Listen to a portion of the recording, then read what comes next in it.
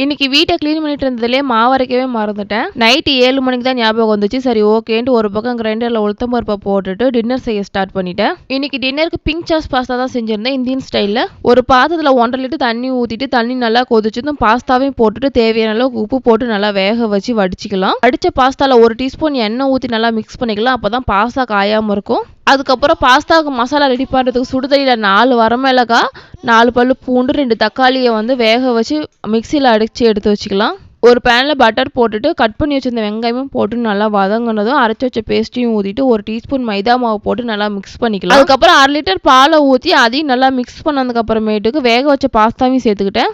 அதுக்கப்புறம் cheese, oregano seasoning, பெரி பெரி மசாலா, தேவையான அளவுக்கு உப்பு சேர்த்துட்டு மிக்ஸ் பண்ணோம்னா பாஸ்தா ரெடி. டின்னரையும் சாப்பிட்டு முடிச்சுட்டு அரைச்சி வச்ச மாவுக்கு உப்பு போட்டு கலந்து எடுத்து வச்சுட்டேன். நாளைக்கு வேணுங்கிற மாவை மட்டும் தனியாக ஒரு பாத்திரத்தில் மாற்றி வச்சுட்டு மீதிய மாவை எடுத்து அப்படியே ஃப்ரிட்ஜில் ஸ்டோர் பண்ணி வச்சுக்கிட்டேன். தேவைப்படுறப்ப யூஸ் பண்ணிக்கலான்ட்டு.